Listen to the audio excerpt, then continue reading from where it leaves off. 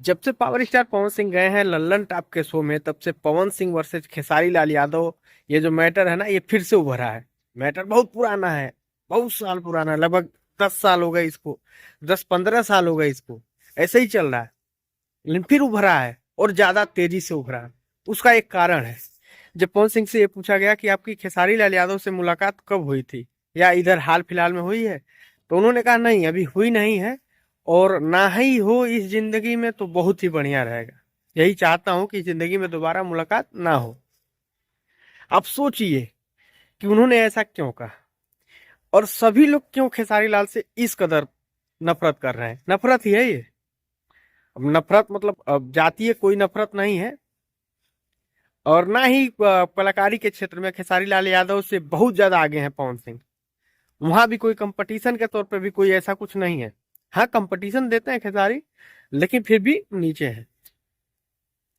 अब यहाँ पे जो मेन मुद्दा बनता है वो ये है कि खेसारी लाल यादव बातों ही बातों में परिवार में आ जाते हैं।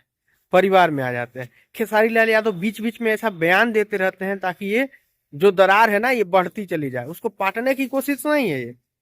आप सामने मिलके कितना तेल मस्का घी कुछ भी लगाइए, वो बात मैटर नहीं करती। मैटर करती है आप पीठ के पीछे किसी को क्या बोल रहे हैं।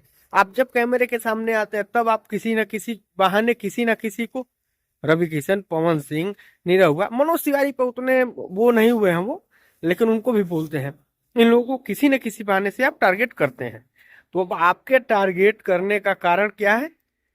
आप हाईलाइट होना चाहते हैं। हाईलाइट मतलब ये कि आप लाइमलाइट में बने रहना चाहते हैं। ये नहीं है कि आप इनका नाम लेके स्टार बन जाएंगे। आप स्टार हैं, लेकिन आप लाइमलाइट में बने रहने के लिए ऐसा करते हैं ताकि आप चर्चा में बने रहें। आपके गाने पे लोग किसी न किसी बहाने आपका नाम सर्च में बना रहे, और सब लोग ये चाहते हैं कि उनका नाम जो है वो सर्च में बना रहे।